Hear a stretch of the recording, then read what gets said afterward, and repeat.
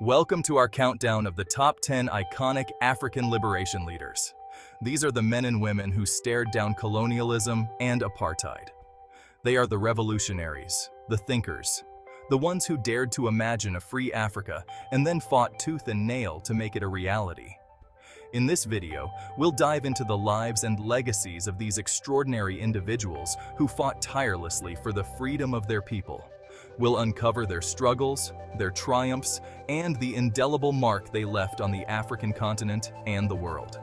From the dusty streets of Soweto to the bustling cities of Accra and Algiers, their stories are tales of courage, resilience, and an unwavering belief in the power of freedom. So, buckle up, because this is going to be an unforgettable journey through the annals of African history. Let's be honest, folks. You can't talk about African liberation without mentioning Nelson Mandela. This is the man who went from prisoner to president, proving that sometimes the good guys actually do win. Imagine spending 27 years of your life locked up, only to come out and lead your country to its first free and fair elections. Mandela's story isn't just about escaping from prison, it's about escaping from the mental prison of apartheid. He chose forgiveness, reconciliation, and Ubuntu, that beautiful African concept of interconnectedness. Mandela knew that true freedom wasn't just about breaking physical chains, it was about breaking the chains of hate and prejudice that bind us all. He charmed world leaders, shook hands with his former jailers, and did it all with that disarming smile and twinkle in his eye. Nelson Mandela wasn't just a leader. He was a symbol of hope, a beacon of peace, not just for South Africa, but for the entire world. Next up, we head to West Africa, to the nation of Ghana, where Kwame Nkrumah, a man with a dream as big as the continent itself, took center stage. Nkrumah envisioned a united Africa, a force to be reckoned with. Imagine, one Africa, standing shoulder to shoulder, a united front against colonialism, poverty, and inequality. He knew that a united Africa could be unstoppable, and he dedicated his life to making that dream a reality. From the Gold Coast, we travel east to Kenya, where a different kind of struggle was brewing, a fight for land, identity, and freedom from British colonial rule. At the heart of this struggle stood Jomo Kenyatta, a man who would become the father of Kenya. Kenyatta was a man of the people.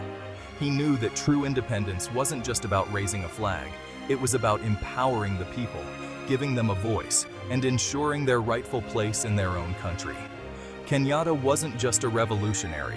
He was a shrewd politician, a master strategist who navigated the treacherous waters of colonial politics with cunning and determination. Our journey now takes us to the heart of Africa, to the vast and resource-rich Congo, where a young, charismatic leader named Patrice Lumumba emerged as a beacon of hope for a nation yearning for freedom. Lumumba's story is one of soaring idealism, brutal betrayal, and a legacy that continues to resonate across the continent and beyond. He saw the potential of a free Congo, a nation rich in resources and bursting with the energy of its people. He dared to dream of a Congo free from the shackles of colonialism, a Congo that could stand tall on the world stage. But Lumumba's unwavering commitment to Congolese independence and his defiance of Western interests made him a target. His assassination sent shockwaves across Africa and the world, a stark reminder of the brutal lengths to which powerful forces would go to maintain their grip on the continent. Even in death, Lumumba's legacy lived on, becoming a martyr for the Pan-African movement. From the Congo, we travel east to Tanzania, where we meet Julius Nyerere, a leader whose vision for social and economic justice extended far beyond the traditional boundaries of national liberation. Nyerere, affectionately known as Mwalimu, meaning teacher in Swahili, was a philosopher king, a man who believed in the power of ideas to transform a nation. Nyerere's vision was rooted in ujamaa, a Swahili word that embodies the spirit of community, cooperation, and social responsibility. He believed that true independence meant not just political freedom, but also economic empowerment, a fairer distribution of wealth, and a society where everyone had a stake in the nation's progress. His commitment to education, healthcare, and rural development laid the foundation for a more equitable society. Our journey takes us south to Mozambique, a nation scarred by centuries of Portuguese colonial rule, where Samora Machel emerged as a symbol of resistance and a beacon of hope for a people yearning for freedom. Machel's story is one of unwavering determination, strategic brilliance, and a deep-seated belief in the power of the people. Trained as a nurse, he understood the importance of caring for his people, but he also knew that true liberation required more than just bandages and medicine. Under Machel's leadership, Frelimo, the Mozambican liberation movement, transformed from a small band of guerrilla fighters into a formidable force that challenged Portuguese military might. But Machel was more than just a military strategist. He was a visionary leader who understood that true liberation extended far beyond the battlefield. He believed in building a just and equitable society, one where all Mozambicans could share in the fruits of independence. Chapter 7. Amilcar Cabral, Architect of Revolution, a visionary for Guinea-Bissau and Cape Verde. Our journey continues to the shores of West Africa, to the intertwined destinies of Guinea-Bissau and Cape Verde, where Amilcar Cabral, a man of sharp intellect and unwavering commitment to social justice, ignited the flames of revolution. Cabral's story is one of strategic brilliance, unwavering belief in the power of the people, and a tragic end that robbed Africa of one of its most promising leaders. Trained as an agronomist, he understood the land, the people, and the deep-seated injustices that plagued Portuguese colonial rule. He co-founded the African Party for the Independence of Guinea and Cape Verde, or PAIGC, a movement that would challenge Portuguese colonial might and inspire liberation movements across Africa and beyond. Cabral understood that true liberation required more than just military victory. He believed in educating the people, raising their political consciousness, and empowering them to become active participants in their own liberation. Chapter 8. Robert Mugabe, from liberation hero to controversial figure, a complex legacy. Our journey takes us to Zimbabwe, where Robert Mugabe dominated the political landscape for decades. Mugabe's story is one of transformation, from liberation hero to polarizing figure. He was a brilliant strategist and a staunch advocate for African liberation. Under Mugabe's leadership, ZANU-PF waged a guerrilla war, leading to independence in 1980.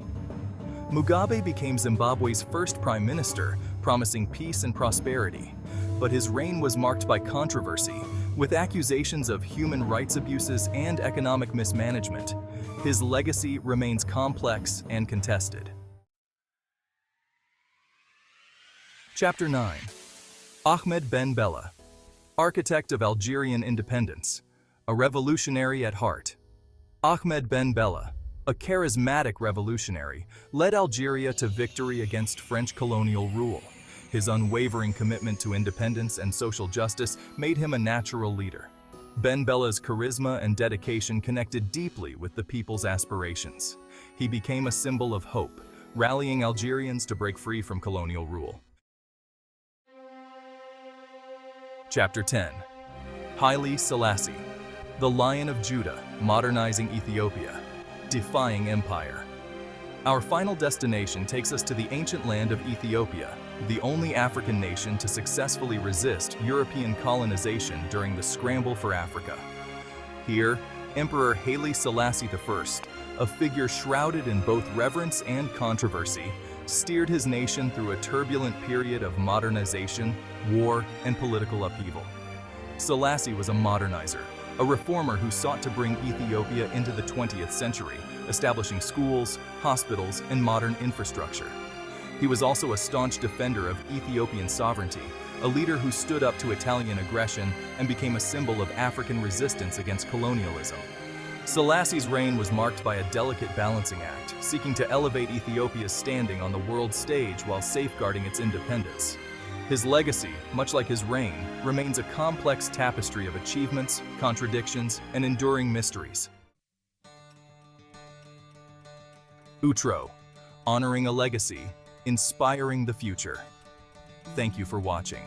If you enjoyed this video, don't forget to like, share, and subscribe for more fascinating content. These leaders weren't perfect, none ever are, But they were all courageous, they were all visionaries, and they all loved their continent fiercely.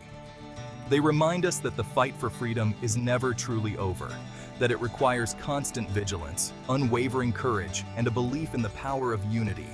Let us know in the comments which liberation leader inspires you the most. And remember, the spirit of liberation lives on in each and every one of us. Go out there and make them proud.